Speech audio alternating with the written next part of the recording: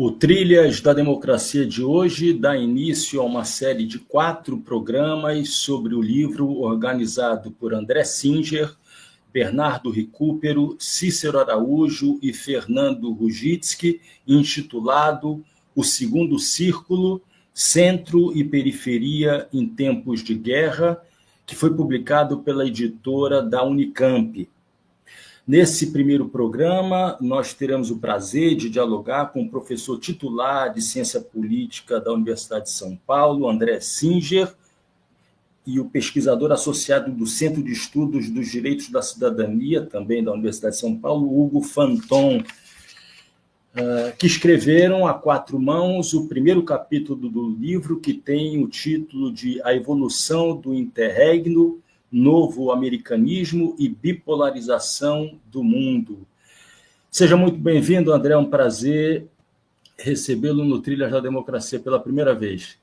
Muitíssimo obrigado, Marco, muitíssimo obrigado pelo convite, é um prazer estar aqui.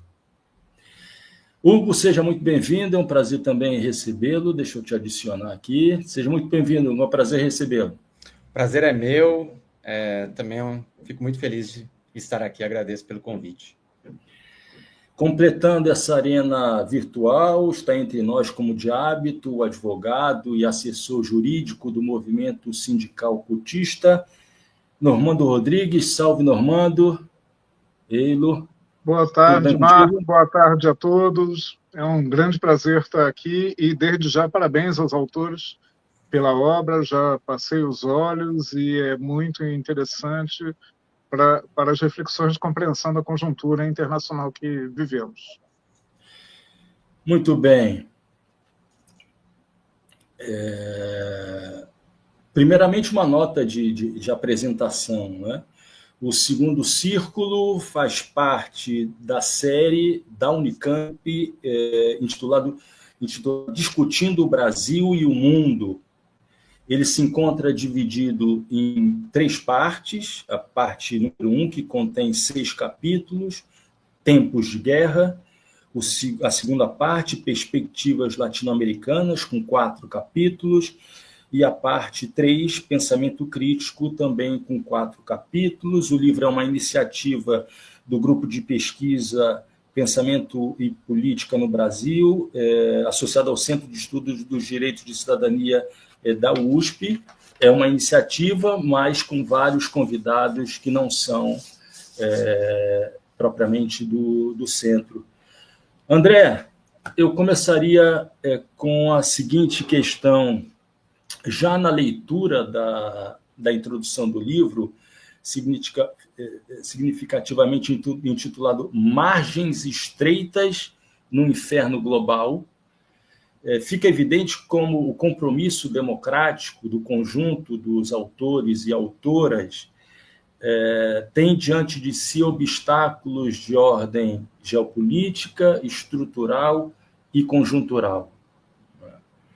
Em termos geopolíticos, a disputa hegemônica entre Estados Unidos e China, com seus respectivos aliados, em termos comerciais e militares. Em termos estruturais, a reconfiguração do capitalismo com o deslocamento de parte expressiva da produção de mercadorias para a Ásia, com a consequente fragmentação da classe trabalhadora dos países centrais e o enfraquecimento das suas organizações sindicais e também políticas, por que não dizer, e, em termos conjunturais, a ofensiva mundial da extrema-direita, né? Obstáculos que são bastante robustos e que vocês relacionam exatamente a descida de Dante Alighieri ao segundo círculo do inferno, né? Porém, despontam lampejos de esperança nessa porta, e eu estou usando aqui os termos que vocês utilizaram na introdução, né? A porta está entreaberta, então existe uma margem ainda que seja estreita a fim de ser explorada por democratas, né, pelo campo democrático de esquerda. Eu gostaria, sem cansar os nossos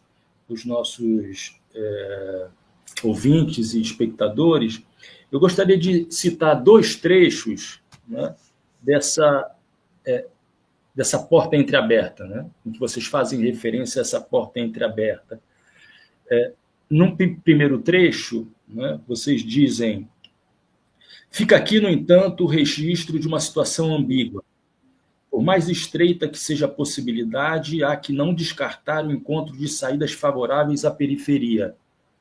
O acirramento do conflito geopolítico deve intensificar a disputa por zonas de influência, o que pode abrir à América Latina brechas para renegociar os termos de inserção no circuito mundial produtor de mercadorias. Para o Brasil, em vista da posição destacada como potência regional e do pragmatismo da sua política externa, pode surgir margem de manobra no sentido de costurar alianças tópicas, sem ferir o compromisso com a democracia, a paz e o multilateralismo, que ofereçam novos horizontes econômicos.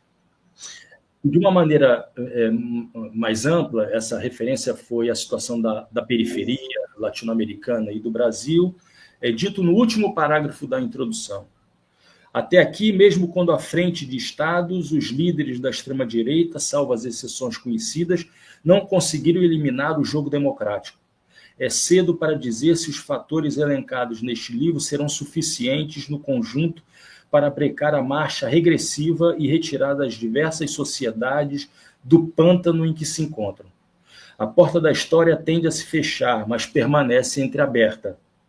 Como atravessá-la?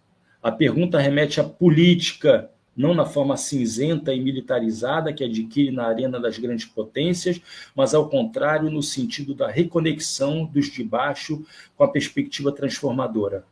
As diversas interpretações coletadas nestas páginas não têm, claro, a pretensão de aportar soluções. Se trouxerem pistas de onde pode estar a porta estreita, já terão oferecido alguma contribuição para interromper o descenso infernal. André, eu lhe pediria para aprofundar os 2 termos dessa introdução, né? E que atravessam o livro, evidentemente. O inferno global, por um lado, e essas margens estreitas que podem ser exploradas pelo pensamento e pela ação democrática. Por favor, André, fique à vontade. Olha, outra vez, Marco, muito obrigado pelo convite, muito obrigado pela leitura atenta que você fez e registrou aqui na abertura. Eu diria o seguinte, que para aprofundar um pouco o que você já sintetizou muito bem, o nosso trabalho começa com a crise de 2008. A crise de 2008 entendida como uma crise maior do capitalismo, comparável àquela de 1929, quer dizer, uma crise estrutural de determinados elementos que, por exemplo, dizem respeito à financiarização, chegando a uma etapa de crescimento das dívidas privadas sem lastro, a um ponto que desorganizou, pelo menos temporariamente, todo o sistema que estava estruturado anteriormente. De lá para cá, nós estamos vivendo uma situação bastante estranha, porque é como se o Banco Central norte-americano, o Federal Reserve, tivesse assumido uma espécie de responsabilidade de organizar todas as finanças mundiais. E, com isso, produziu aquilo que os americanos chamam de quantitative easing, quer dizer, uma grande quantidade de dinheiro disponível para, digamos, socorrer as instituições que entram em dificuldade, por exemplo, como aconteceu durante a pandemia. Só para dar um outro exemplo, quer dizer, nós tivemos a crise de 2008 e depois, quando começa a pandemia em 2020, o Banco Central americano, o Federal Reserve, tem que entrar de novo com caminhões de dinheiro, dólares, na verdade, né, para garantir que o sistema financeiro mundial não vai colapsar. Se ele colapsar, ninguém sabe o que pode acontecer, porque, de alguma maneira, toda a economia mundial está organizada em torno desse sistema, até mesmo a economia chinesa, que, depois da crise de 2008, foi se autonomizando relativamente, não completamente, desse conjunto, que, na verdade, como dizia o Marx, o capitalismo tende a ser um sistema mundial produtor de mercadorias. Sobre essa crise, que começa em 2008, nós assistimos 8 anos depois, ou seja, em 2016, a emergência daquilo que eu costumo chamar de nova extrema-direita, que é representada mais claramente pelo ex-presidente, agora futuro presidente, Donald Trump. Por que nova extrema-direita? Um tipo de extrema-direita não muito bem caracterizado até hoje, com elementos que não eram típicos, por exemplo, da extrema-direita que se conhece na Europa, na França, na Áustria, em alguns países onde, a própria Itália, onde ela já tem uma tradição. É um tipo de extrema-direita, essa que surge nos Estados Unidos, diferente, e que para nós interessa particularmente, por isso que este livro tem um foco na política norte-americana, não o único, mas um dos seus focos é na política norte-americana, porque nós chegamos à conclusão que, por razões também ainda não muito definidas, o que acontece nos Estados Unidos está se refletindo diretamente na política brasileira.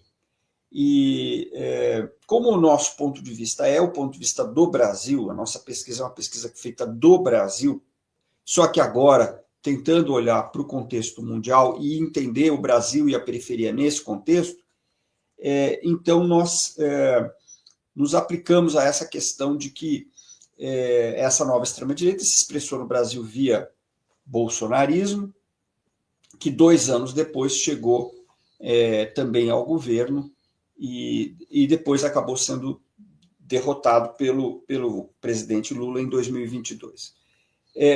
Tudo isso para dizer o seguinte: o segundo passo da pesquisa é a constatação de que nós estamos diante de uma crise da democracia que parece que veio para ficar, né? Nós talvez tenhamos tempo de detalhar isso, não quero me alongar muito nessa primeira resposta, mas nós identificamos não um acontecimento, digamos, temporário, mas uma crise mais permanente da democracia. E depois, então, isso nos levou já a olhar, num volume anterior desse trabalho, publicado pela Faculdade de Filosofia da USP, chamado Inferno Global, Brasil no Inferno Global, Capitalismo e Democracia Fora dos Trilhos. A gente identificou esses 2 elementos, né? Crise do capitalismo e crise da democracia. Sobre eles, a novidade agora é, de um lado, a crise ambiental, que nós poderíamos, digamos, notar ou anotar, melhor dizendo, como primeiro acontecimento global a pandemia, né, de 20, 21 e parte de 22. Mas que agora tudo indica, não é, que também veio para ficar. Nós tivemos as enchentes no Rio Grande do Sul, para falar do Brasil, este ano. Depois tivemos uma seca que é a mais grave desde 1950 no Brasil. As enchentes do Rio Grande do Sul foram consideradas o evento climático mais grave, desastre, né, climático mais grave, ambiental, da história do Brasil, por alguns analistas. Depois nós tivemos, repito, né, essa seca, que é a mais grave desde 1950, e tudo isso parece, então, que vai também seguir e compõe um pouco o que nós estamos chamando aqui de segundo círculo. Mas o elemento realmente distintivo do segundo círculo é o início do que a gente pensa ser um conjunto de conflitos armados que expressam indiretamente, mas com bastante energia, essa bipolaridade nova entre Estados Unidos e China, que são os conflitos da Ucrânia, de um lado, e o conflito de Gaza, do outro. Esses 2 conflitos caracterizam o que algumas pessoas vêm chamando de arquiduques Ferdinandos, que começam a se espalhar pelo mundo. Só lembrando, o arquiduque Ferdinando foi aquele assassinado em 1914, ele era o herdeiro potencial, não é? O herdeiro que ainda não tinha assumido do trono do Império Austro-Húngaro, e o assassinato dele em Sarajevo foi o marco inicial da Primeira Guerra Mundial. Nós achamos que o G20 do ano passado, perdão, o G7 do ano passado, maio de 2023, foi, digamos assim, um sinal de que a tensão entre Estados Unidos e China tinha chegado num plano que nós poderíamos caracterizar como uma nova Guerra Fria. Naquele G7, os Estados Unidos orientou, o G7 é o conjunto dos países mais ricos, liderados pelos Estados Unidos, os Estados Unidos orientou no sentido de uma declaração de que era necessário cortar a dependência que havia desses países em relação à China em cadeias produtivas cruciais. Quando fala cadeias produtivas cruciais, estamos falando de chips, que são, não só, mas fundamentalmente chips, que são sem o qual hoje no mundo, digamos, os países ficam para trás, né? Na corrida tecnológica, que também é uma corrida armamentista, porque essa tecnologia é também a mesma tecnologia que vai informar as armas, né? Então, digamos, esse é o quadro que eu já falei muito, mas é um quadro, vamos dizer, que estreita as opções, né? Por isso a ideia de que nós temos opções estreitas. E para não deixar de responder completamente a sua pergunta, eu diria quais são os espaços que nós ainda temos. De um lado, o fato de que quando a democracia volta a funcionar, que é normalmente durante as eleições, em vários casos nós observamos maiorias eleitorais a favor da democracia. Não são maiorias, digamos, acachapantes, mas são maiorias que, por se expressarem em condições difíceis, nós temos que valorizar, porque elas estão dizendo que a maioria das sociedades, nesses casos em que a democracia vence, expressam um desejo firme, né, de continuarem na rota democrática. Por outro lado, nós temos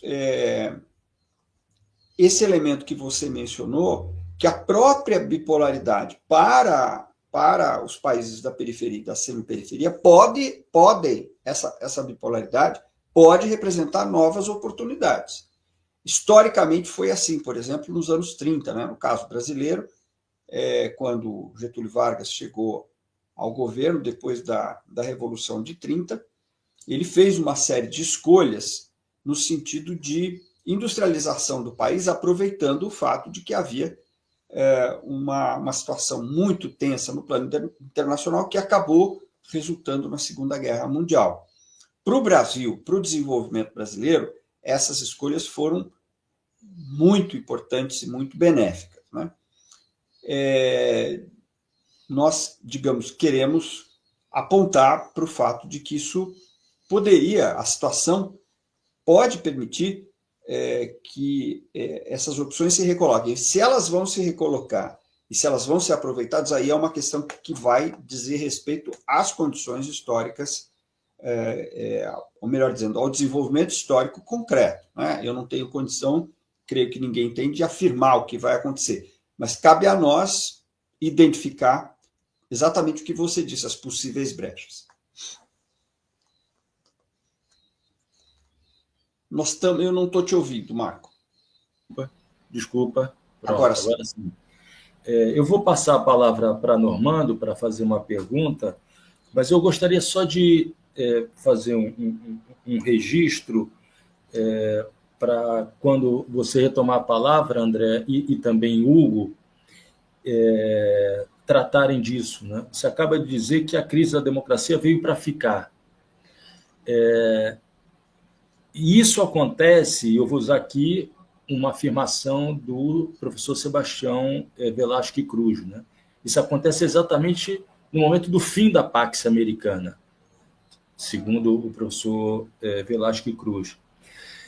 E também, você já falou isso, André, mas só para reafirmar, que na entrevista com Wolfgang Streeck, né, ele afirma que entra-se numa fase de uma economia bipolar global, que é uma economia de guerra dividida em duas metades, Estados Unidos e China. E que essa nova ordem mundial, né, que é uma nova ordem mundial onde não existe mais a Pax Americana, poderá durar de 30 a 40 anos.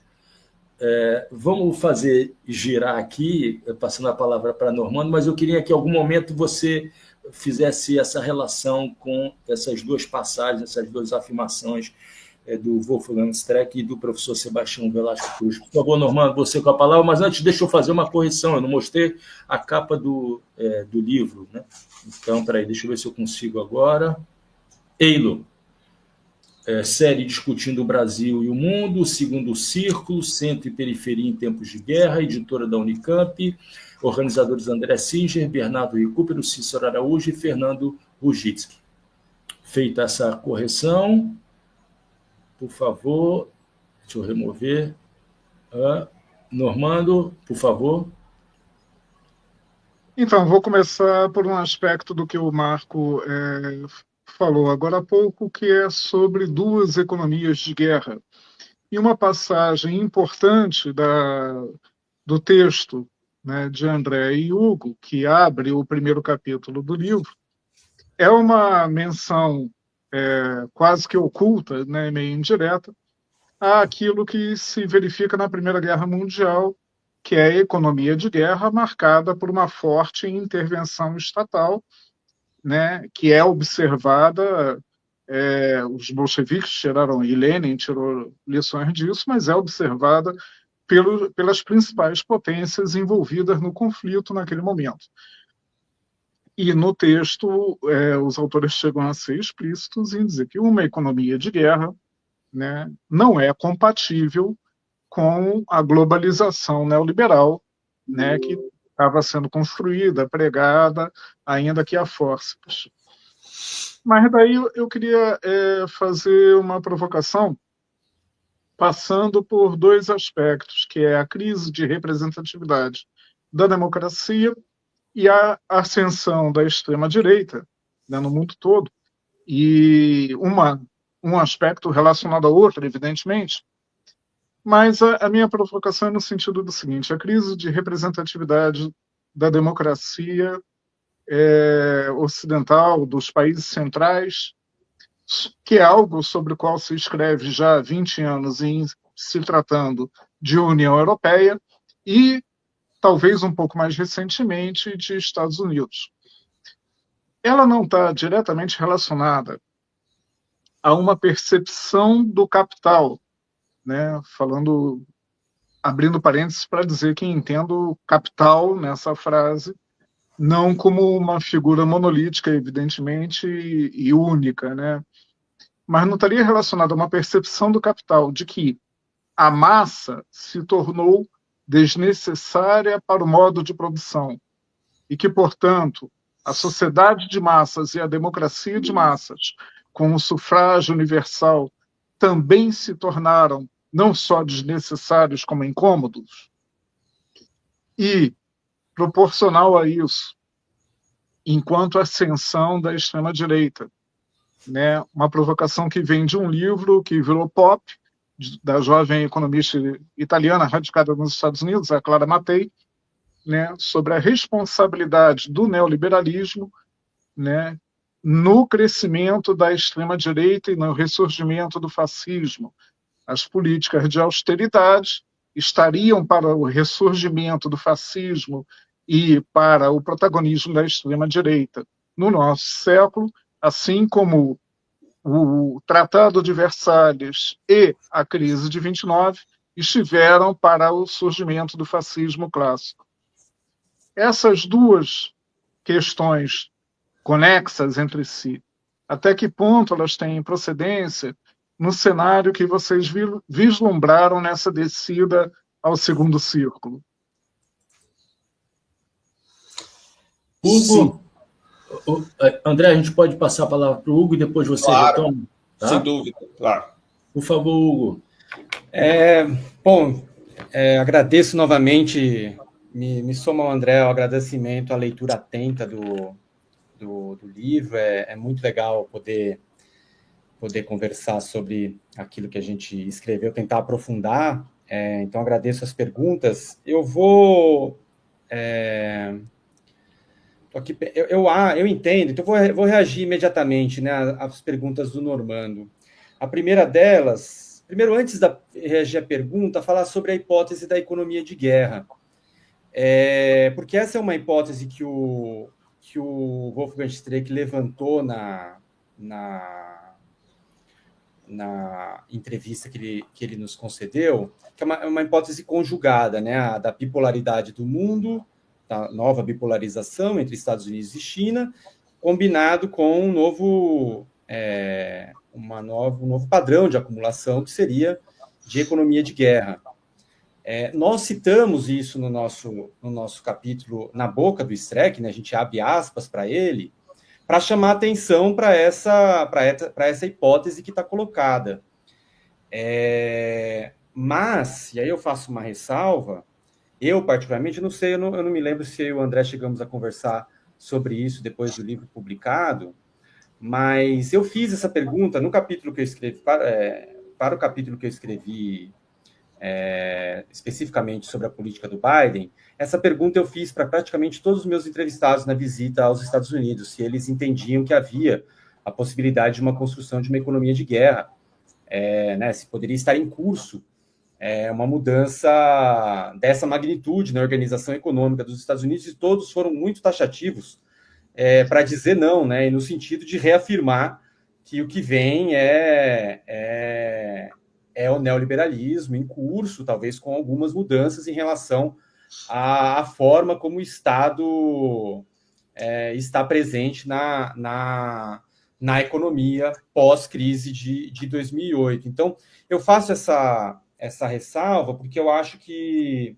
esse é um ponto que também está por trás da elaboração desses dois livros, né? No primeiro, principalmente, que o André citou, que foi publicado pela Faculdade de Filosofia da USP há 2 anos, O Brasil no Inferno Global, havia ali uma discussão de fundo que foi muito estimulada pela pandemia, que era os rumos do neoliberalismo, né? Se estávamos vivendo uma crise final do neoliberalismo, uma mudança, né, de padrão de acumulação.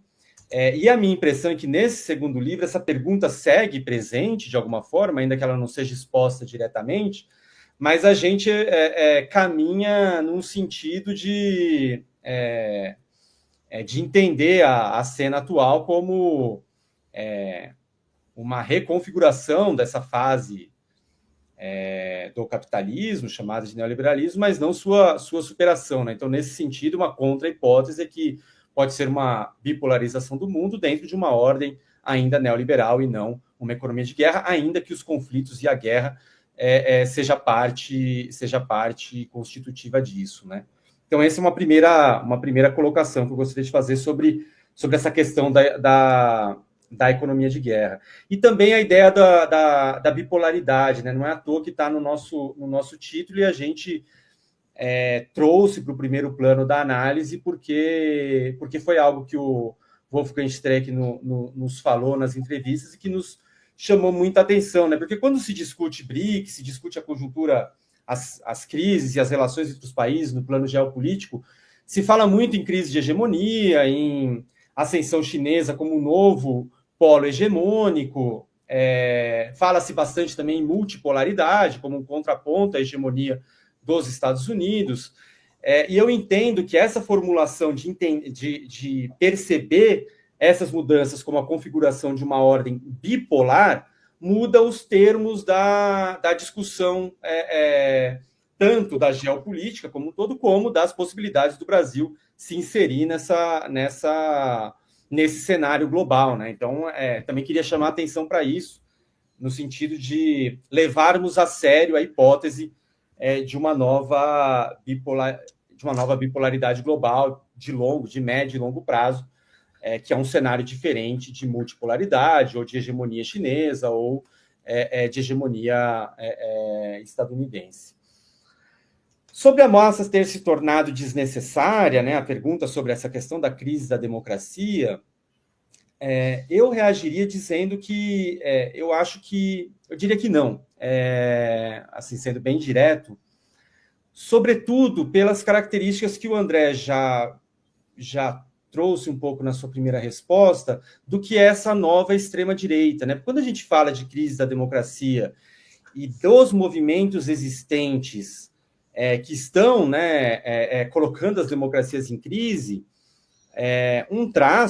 um elemento significativo desses novos autoritarismos, dessa nova ascensão da extrema-direita, é se apoiar nas massas, né? Estamos falando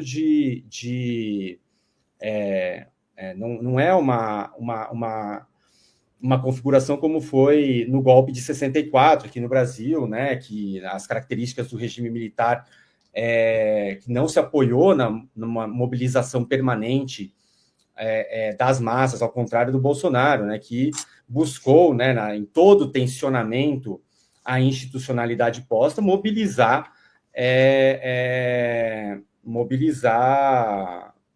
suas bases para os seus intentos de mudança de regime, né, então, eu acho que a gente tem que... eu não tenho resposta também, né, do que é, então, né, como que o capital se relaciona com isso, mas eu acho que a resposta a gente deve buscar por um outro caminho, né, que é tentar entender, e aí eu entro no capítulo mesmo,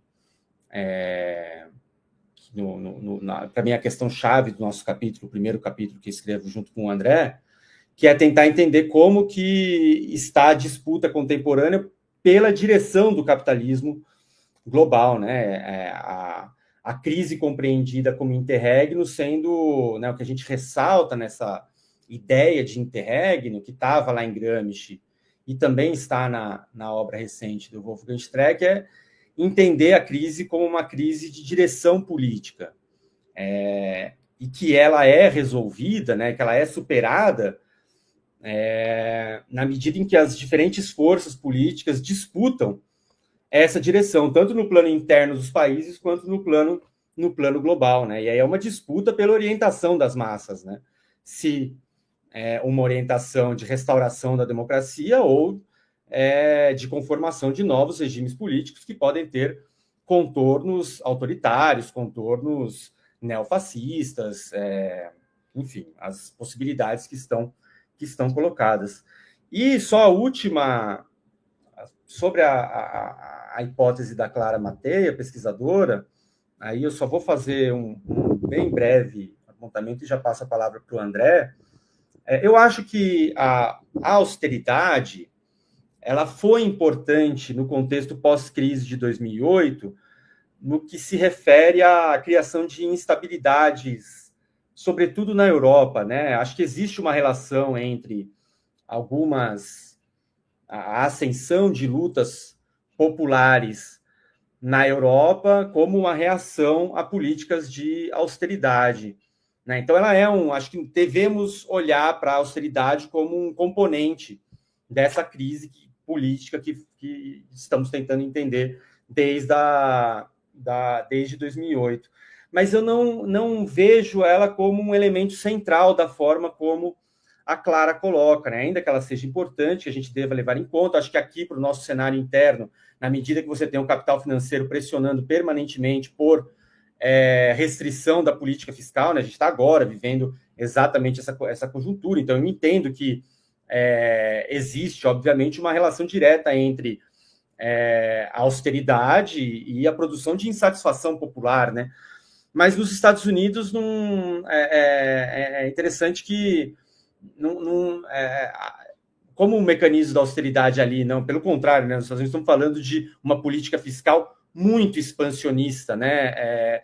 Aí a hipótese da austeridade ela perde força, né? Então eu acho que ela em alguma medida, devemos refletir sobre ela é algo que para nós, no Brasil, interessa, porque isso está no centro da disputa política, mas eu não vejo nesse entendimento do cenário global, eu não colocaria a austeridade como um elemento tão central da forma como a Clara Matei coloca, e muito menos para os Estados Unidos, e aí seria a minha principal divergência em relação, porque não vejo, né, esse elemento tão forte nos Estados Unidos, porque lá eles estão imprimindo dinheiro e soltando dinheiro, e acho que a crise passa por outros espaços, mecanismos. André, quando eu terminei de falar, você tinha começado a se manifestar. Por favor, retoma aí. Tem que abrir o fone, eu acho. Não, Marcos, é porque eu entendi que era para completar, mas eu acho que se você quiser dar uma rodada, fica à vontade, porque é você que comanda aqui. Não, se tu quiser retomar, fique à vontade. Mas eu gostaria a gente está entrando na segunda parte do programa. Existe claramente uma pegada gramsciana nas reflexões, tanto pelo uso do conceito de interregno, como com a retomada do conceito de americanismo acrescido de um prefixo, né? O novo americanismo, o neo-americanismo. E essa pergunta seria para o Hugo, mas o Hugo já se manifestou. Eu direciono a você essa pergunta e depois o Hugo se manifesta e Normando também, se quiser replicar, né? Vocês defendem, e aqui eu estou fazendo referência ao artigo, ao primeiro capítulo do livro que vocês escreveram conjuntamente, né? Vocês defendem a hipótese de que com Joe Biden, durante a presidência de Joe Biden, os Estados Unidos se esforçaram para construir um novo americanismo. Né? Por favor, me corrijam se eu estiver errado em alguma afirmação minha aqui. Né? E que é um modelo baseado, remeto à obra, não deixem de ler o livro, né? Mas remeto, esse modelo, que é um modelo novo, teria alicerce num projeto de reindustrialização, com transição energética, reconstrução da antiga classe trabalhadora e construção de um Estado que procurasse dar conta das demandas mais imediatas das camadas médias populares. Né? É o Hugo que, no capítulo seguinte, vai tratar mais especificamente, mais empiricamente, do plano Biden, né? Mas eu queria te perguntar, André, e depois, por favor, falando propriamente do plano Biden, da execução do plano Biden, se o conceito de novo americanismo ele resiste a um segundo mandato de Donald Trump, ou ele é limitado a essas políticas do Partido Democrata, relacionados, inclusive, a uma tentativa de ir além do que representou o governo Obama. Por favor, André. Então, Marco, eu vou tentar ser mais breve para a gente poder aproveitar esses últimos momentos aqui de forma dinâmica. O que aconteceu foi o seguinte: a gente percebeu que o governo Biden estava, de alguma maneira, respondendo aquilo que seria um diagnóstico novo por parte de setores do establishment sobre a gravidade da crise.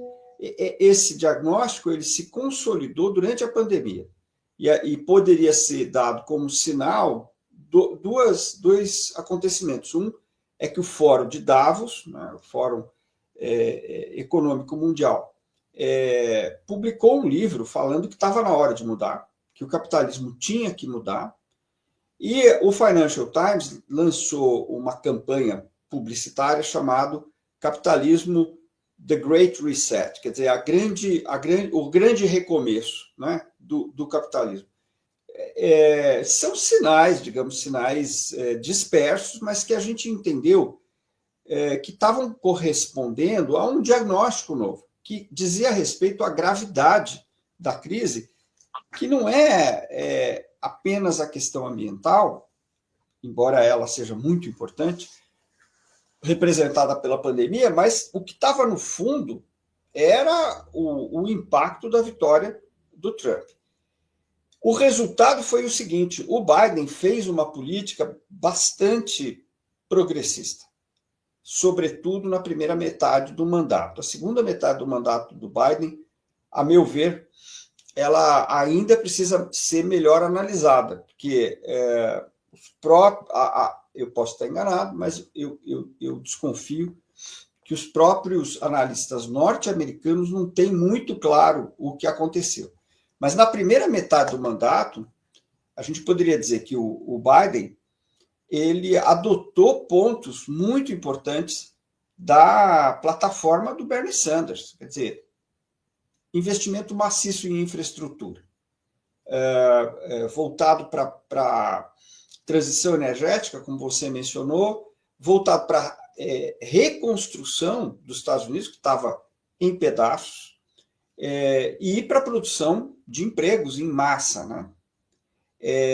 Investimento social, que já tinha começado durante a pandemia e que se manteve e foi ampliado na área de escolas, na área de saúde e assim por diante. Só para mencionar 2 elementos-chave. Agora, você já foi direto para o que é mais, você, Marco, foi direto para o que é mais importante, que é o seguinte: feito tudo isso, o Trump ganhou a eleição. Então, como é que fica? Bom, a primeira coisa que nós temos que constatar é o seguinte: se o novo americanismo existe, que foi uma hipótese com a qual a gente trabalhou, tendo em vista os elementos reais presentes, ele não teve sucesso do ponto de vista eleitoral. Por que ele não teve sucesso? Bom, esse é o tema do momento, né? Porque, novamente, tal como em parte se deu aqui, aliás, como se deu em 2016, todo mundo esperava a vitória da Hillary Clinton. Quando eu digo todo mundo, eu digo todos os analistas de centro, de esquerda, de direita. Agora, havia, no mínimo, uma expectativa de uma disputa praticamente pau a pau. E não foi o que aconteceu. O Trump ganhou por uma margem grande, ganhou no voto popular, coisa que não acontecia há um bom tempo nos Estados Unidos, os republicanos ganharem no voto popular. Então, a pergunta mas o que aconteceu, não é, com esse novo americanismo? O que eu posso dizer por hora é o seguinte: os relatos que chegam dos Estados Unidos dão conta de uma realidade muito estranha e que, em parte ressoa aqui no Brasil, que é a seguinte: os números da economia são bons. Você tem crescimento, você tem aumento do emprego, aumento da renda. Mas parece que, por razões que ninguém consegue entender muito bem, a vida real das pessoas não está boa. Ou seja, os trabalhadores continuam vivendo de maneira muito apertada. Aí entra a questão da inflação, que é um tópico muito controvertido em relação ao governo Biden, mas, seja como for, há muitos elementos indicando no sentido de não digo piora, mas, no mínimo, uma estabilização em condições bastante ruins da qualidade de vida, não é? Dos trabalhadores, mesmo que os números agregados estejam bem.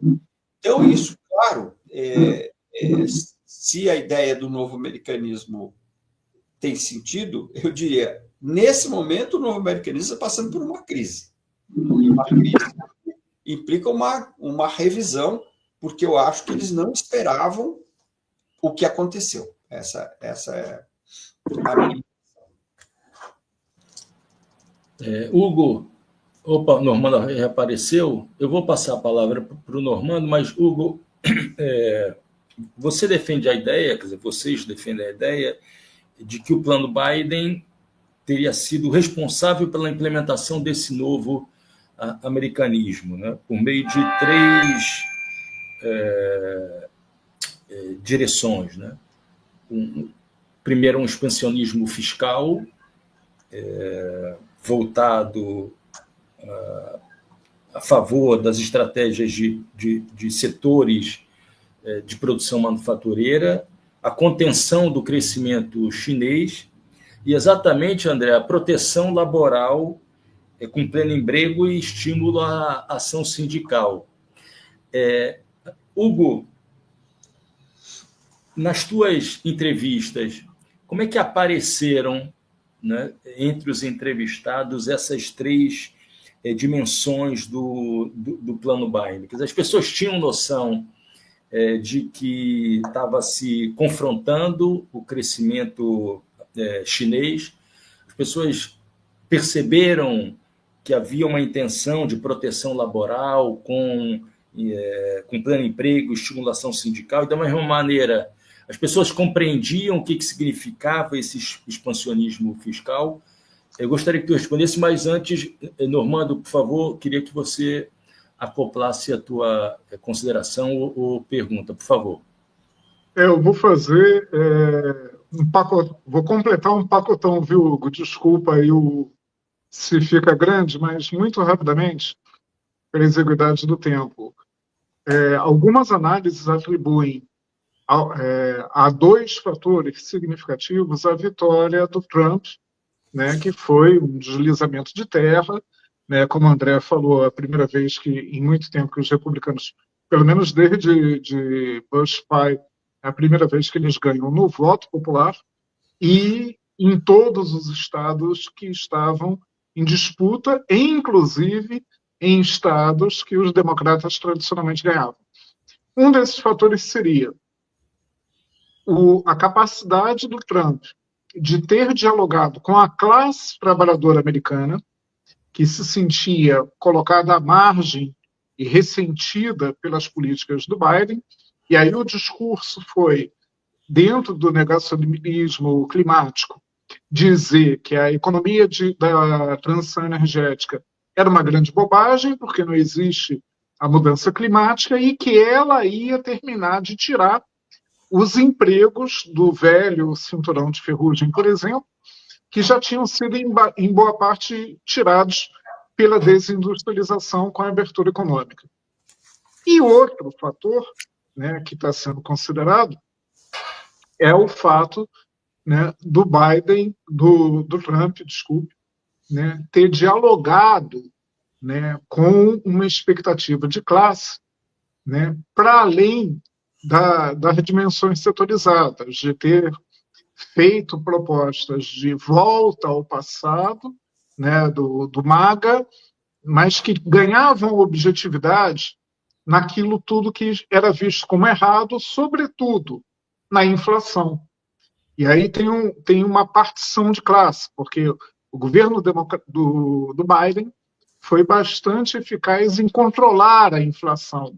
No entanto, muitos analistas, mais de 3 que eu tenho lido nos órgãos clássicos, New York Times, Washington Post, etc., e The Economist, colocam que a inflação da classe baixa, a inflação, sobretudo dos alimentos e serviços indispensáveis, que relativamente tem um peso maior nas camadas mais baixas da população, ela não foi tão reduzida quanto foi para a classe média e classe alta, e os preços se mantiveram elevados.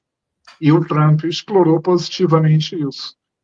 Queria que, se possível, vocês comentassem a presença e pertinência desses dois fatores na vitória arrasadora do Trump. Por favor, Hugo. Olha, eu acho... vou partir das últimas perguntas, depois eu volto para o Marco. Eu acho que são dois fatores relevantes. Acho que o que eu teria a acrescentar nisso, então eu não vou me contrapor, né? Eu acho que são essas duas formas de explicar a vitória do Trump, eu acho que elas são, de fato, são elementos importantes da vitória. Sobre o aspecto da inflação, eu só gostaria de acrescentar uma questão que eu acho que é importante, que é como que isso que eu vi também de ler analistas de lá, né, principalmente o Paul Krugman, que escreve sobre isso recorrentemente no New York Times, mas outras pessoas com as quais eu conversei lá, e também uma percepção que eu tenho tido aqui no Brasil depois que eu voltei. As pessoas, o índice de inflação, ele não mede exatamente como as pessoas percebem a inflação. E os Estados Unidos passou por uma alta inflacionária significativa nos anos de 2021 e 2022. Depois o Biden, ao longo do seu governo, foi trazendo os índices para baixo.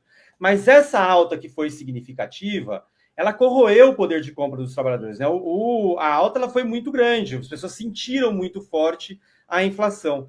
E no linguajar comum, as pessoas se conversam com as pessoas, a expectativa de combate à inflação se traduz numa expectativa de volta aos preços anteriores e volta à capacidade de compra anterior. Então, isso, os números atuais, eles não captam. Pelo contrário, né? O que os números atuais dos Estados Unidos estão dizendo que a inflação está a 4% ao ano, ou 3%, eu não sei exatamente como que está esse mês, talvez esteja por volta de 3%, que é já retomando níveis baixos pré-pandemia, mas o problema é que não houve uma recuperação do poder de compra dos trabalhadores que superasse, né, o impacto inflacionário anterior. Então, a percepção da inflação ela segue muito, muito forte. Adicionado a isso, inflação não mede juros, né? O impacto dos juros na renda familiar, ele não é medido por índice inflacionário, né? Existe e isso não parece que... Eu tentei investigar se aqui no Brasil em algum momento parece que não, mas nos Estados Unidos isso é uma medida neoliberal. Na passagem dos anos 70 e 80, os índices de medição inflacionária, eles desatrelaram o impacto dos juros sobre a renda familiar do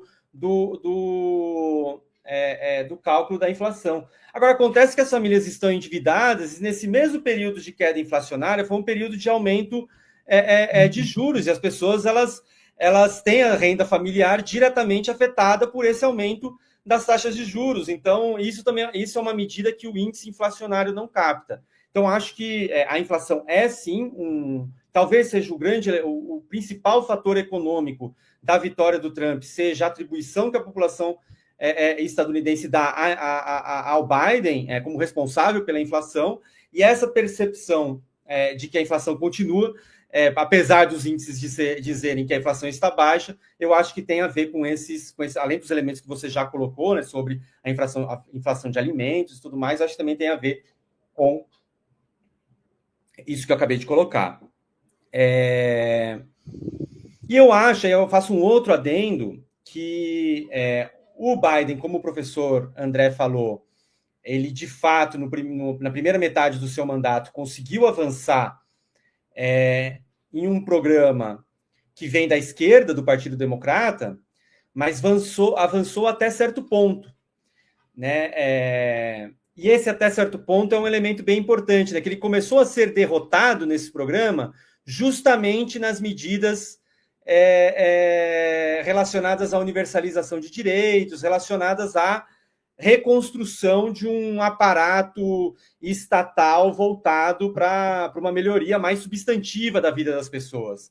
E eu acho que essa derrota, que foi uma derrota legislativa, né? Teve uma disputa, que eu tento mostrar no capítulo, a disputa que houve em torno dessa agenda, em torno do programa econômico do Biden, que acabou sendo, né? Houve uma derrota significativa, e eu acho que o preço está nessa percepção, um dos preços está nessa percepção das pessoas de que a vida não melhorou, né? Porque ainda que elas tenham emprego, são empregos não tão bons, o serviço de saúde segue privado, muito caro, né? Então, acho que as medidas que poderiam ser de mudança mais substantiva na vida das pessoas, elas foram derrotadas, né, ao longo do governo Biden.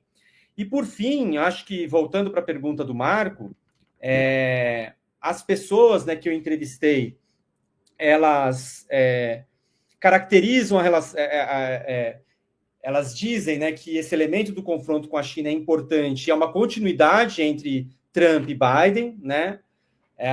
Ambos, né, adotam uma política de contenção ao crescimento chinês, mas não entendem como desacoplamento, e sim uma disputa por aquilo que o André já colocou na primeira resposta, como uma disputa pelo controle da fronteira tecnológica, né? Então, essa reindustrialização não é trazer de volta a indústria têxtil do Sudeste Asiático para os Estados Unidos, né? Controlar a fabricação de semicondutores, né? Aquilo que é mais estratégico, econômico e militarmente, né? Então, é uma disputa com a China por controle de fronteira tecnológica. expansionismo fiscal como a característica principal da política de reindustrialização dos Estados Unidos, esse é o elemento central da política, né, conduzida por expansionismo fiscal, e proteção laboral é o que distingue o novo americanismo do trumpismo, né? Para mim, a grande distinção, né? Então, aí voltando para a sua pergunta se o novo americanismo sobrevive ou não, acho que está em crise, me soma ao André, porque também a política é muito dinâmica, né? A gente não sabe como será o governo Trump, qual será a longevidade dele, né? O quanto, enfim, as coisas são dinâmicas, né? A política é muito dinâmica e parece estar mais acelerada. Mas eu diria que o elemento central do novo americanismo é uma busca por uma nova coordenação de interesses entre capital e trabalho na política interna dos Estados Unidos, né? E foi muito significativa a política pró-laboral do Biden, né? A incentivo à sindicalização, enfim, para além do que o André já colocou. E isso não está na agenda do Trump, pelo contrário, eu acho que o Elon Musk, o significado dele na campanha, agora na formação do novo governo, é uma sinalização muito clara para isso, porque, ao que parece, esse foi um elemento bastante forte para o distanciamento do Musk em relação ao Biden. Não podemos esquecer que em 2020 ele fez campanha para o Biden, né? Em 2024 se torna elemento-chave da vitória do Trump. Por quê, né? E sendo que ele a indústria dele é justamente de veículo elétrico, né? Que teoricamente é aquela que mais beneficiada pela política do Biden, né? Então, parte da explicação é quão central é para a fração do capital que o Trump representa a retomada de uma política de precarização do trabalho e não de valorização do trabalhador, né? Acho que esse é um elemento central da disputa política que está colocado lá e que joga contra o novo americanismo, né? Uma fração que ganhou aqui não embarcou, a fração do capital, e pensando no capital e não na fração, nos eleitores, né? Que ganhou não é a que defende essa coordenação de interesses entre capital e trabalho, e sim o avanço do capital sobre o trabalho.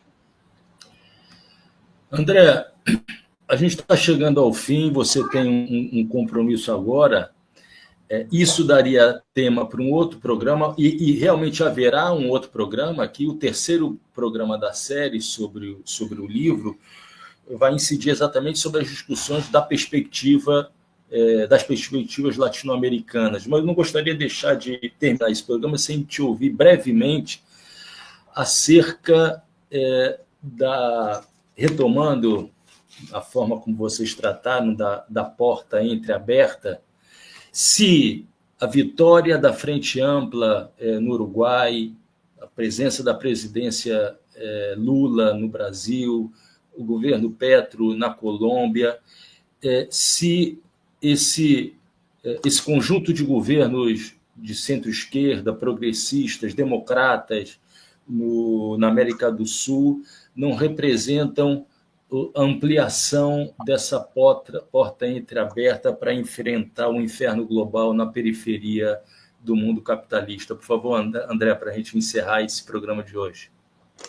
Olha, Marcos, sem dúvida sim. Agora, talvez para a gente ficar, digamos, no âmbito dos problemas que foram discutidos hoje aqui, eu diria o seguinte: nós temos aqui na periferia que olhar com muita atenção para essa derrota do Partido Democrata nos Estados Unidos. Porque, como disse o Hugo, eles tentaram, né, fazer uma política, pelo menos até a primeira metade do mandato, bastante ousada, e a segunda metade do mandato é que tem aspectos que precisam ser melhor compreendidos, porque eu acho que aí a eleição do meio do caminho barrou um pouco o ímpeto do governo Biden, à medida em que ele perdeu espaço no Congresso, né?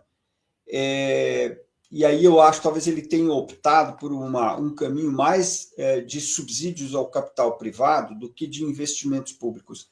Eu estou dizendo isso pelo seguinte, porque no caso dos governos democráticos, como aqui no Brasil, o governo Lula, o governo Petros na Colômbia, o governo Boric no Chile, todos eles estão diante de constrangimentos econômicos que podem tornar muito difícil o processo, digamos, de consolidação dessa opção democrática. Vamos lembrar uma coisa importante. No caso dos Estados Unidos, é muito raro um presidente perder a eleição. O presidente eleito, é muito raro ele não conseguir a reeleição. Em geral, eles são reeleitos. O Trump perdeu e todo mundo pensou, bom, isso significa que uma presidência caótica, voltada contra o interesse dos trabalhadores, não tem futuro. Só que agora o Partido Democrata perdeu também. Não foi o Biden, não foi candidato, porque ele teve problemas de saúde, né? Mas o Partido Democrata, vamos dizer, se submeteu às urnas com os ativos que o governo Biden trouxe. E essa derrota mostra que eles não foram suficientes para consolidar uma maioria. Então, isso é algo que a gente tem que prestar muita atenção, tentar entender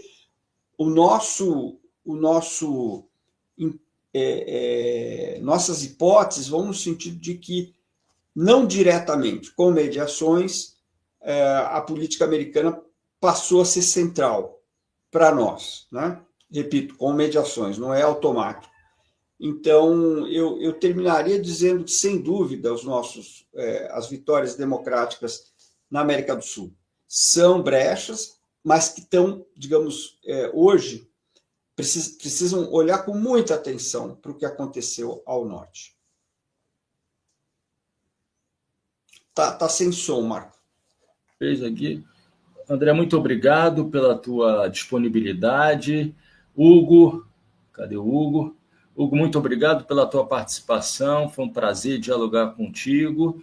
Normando, mais uma vez. Abraço a todos. Obrigadão. Obrigado. O Trilhas da Democracia de hoje fica por aqui e na próxima semana nós receberemos o professor de Economia da University of West England, Bristol, Fernando Rujitsky, e o professor associado da Universidade de Cambridge, Pedro Mendes Loureiro, que escreveram conjuntamente o capítulo do livro intitulado Limites do Extrativismo. Mais uma vez, deixa eu adicionar ao palco aqui a capa do livro, Segundo Círculo, Centro e Periferia em Tempos de Guerra, da série Discutindo o Brasil e o Mundo, publicado pela editora da Unicamp. Grande abraço, André, grande abraço, Hugo, grande abraço, Normando. Não percam o próximo Trilhas da Democracia, ainda sobre o Segundo Círculo, Centro e Periferia em Tempos de Guerra. Não percam. Até lá. Tchau, um abraço. Obrigado. Um abraço. Muito obrigado.